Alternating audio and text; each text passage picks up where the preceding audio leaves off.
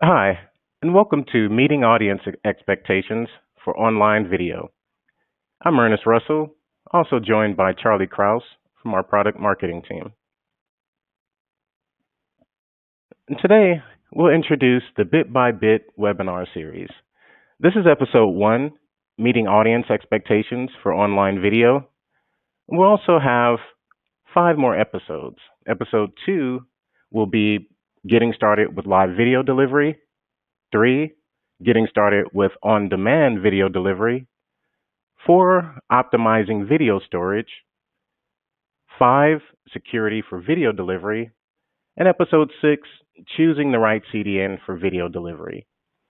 All of these webinars are available for you to view at your discretion, and they're all modular, so you don't have to watch one before the other.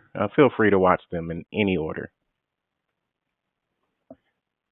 So in today's Bit by Bit webinar, we'll cover meeting audience expectations for online video, including what are the latest online video marketing trends, what are compelling audience experiences, the challenges when delivering online video, the key takeaways, and also upcoming Bit by Bit webinars.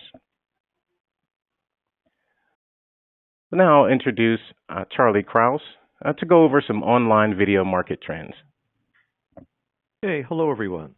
One of the things we're going to talk about first is, as we said, is market trend. So every year at Limelight, we survey online viewers from around the world to watch trends over a period of time.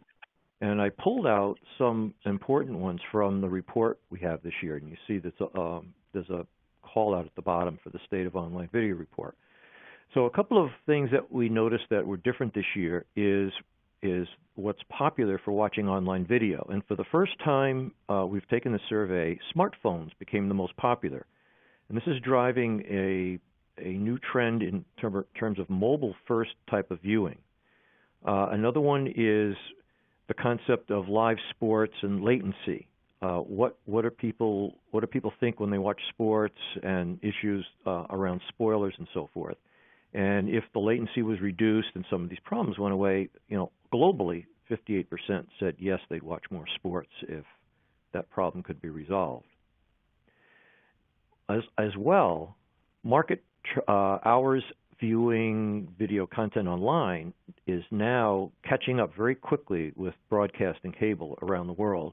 In fact, in 2 countries, it's already starting to exceed it. So you can see on this table that India and Singapore right now, online viewing has overtaken standard, traditional broadcast viewing.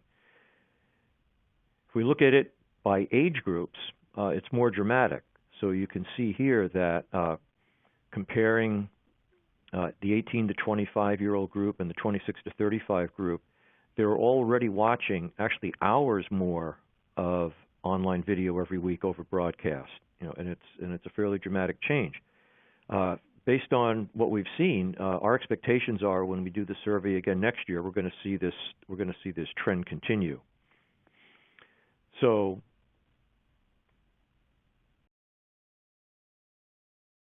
the key takeaways from this is the scaling for mobile viewers. So it's not just mobile phones, but you have tablets, but it's just all the different devices that people watch on mobile. And there's going to be implications for mobile first. If you think about some experiences you may have on mobile where people basically present their same sort of web content or web view and people just go in mobile, you're forced on a little screen to sort of pinch and scroll around to try to operate with it. So when you have to consider mobile first viewers, it's really has implications across a broad part of the experience, and it has to do with the way you design the whole user experience in terms of what are they going to see on their phone.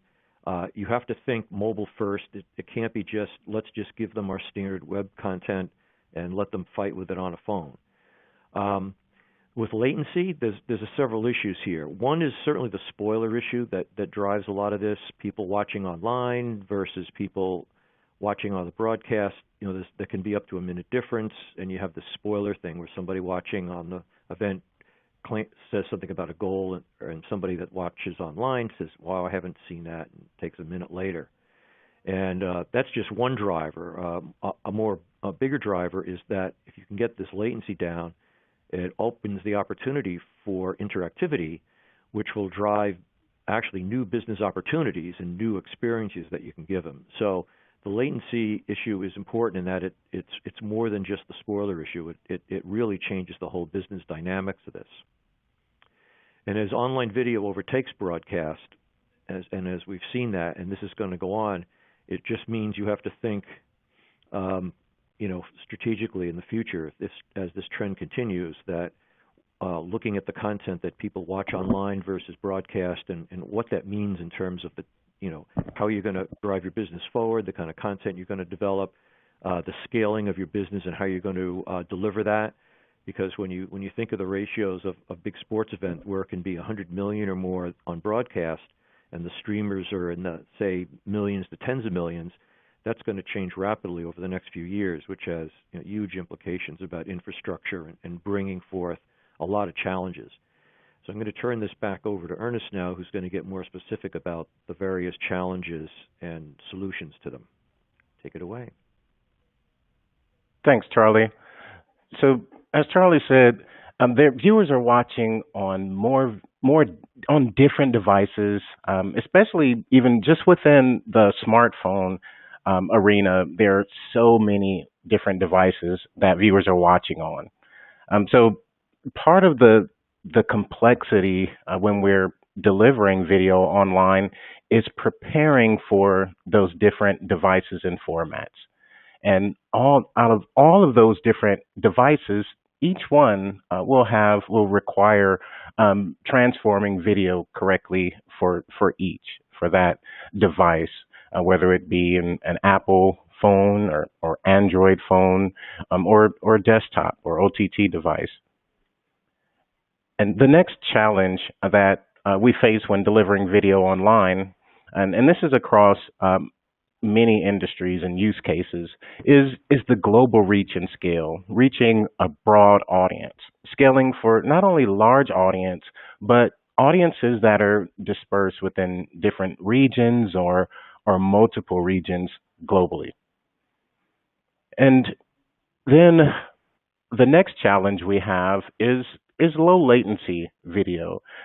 Sometimes latency doesn't matter too much, especially when delivering video on demand. We may not need to deliver with low latency. But when we're dealing with especially live streaming events, large live streaming events, audience interactivity can become important. And as your latency decreases, the opportunity for interactivity increases. And that's the reason why we want to reduce the latency, especially when delivering live video. And then protecting your video content. Protecting your video content should always be top of mind. And that's not just controlling access to your video content, but also securing that video from unauthorized download, unauthorized distribution, and protecting your infrastructure from network attacks. And so in the Bit by Bit series, we'll start to address the challenges that I presented here. Starting in, again, you can watch these in any order. They're modular. But the one that I'll get started with here is getting started with live video delivery. And that's making the packaging and distribution of live video easier. Also, getting started with on-demand video delivery. And so delivering on-demand to the multitude of devices that we talked about, to audiences that want to watch video on demand. Where do you get started? What are some things you should consider there? Also, optimizing video storage. In that webinar, we'll cover automating origin storage and how to get faster performance and an improved video experience. And also, security. Of course, we'll cover how to secure your delivery and ensure that your content is only available to authorized viewers. And we'll cover choosing the right CDN for video delivery. In this webinar, you'll learn how a CDN works and also how they can help deliver the best viewer experiences. And we'll also recommend some solutions for you there.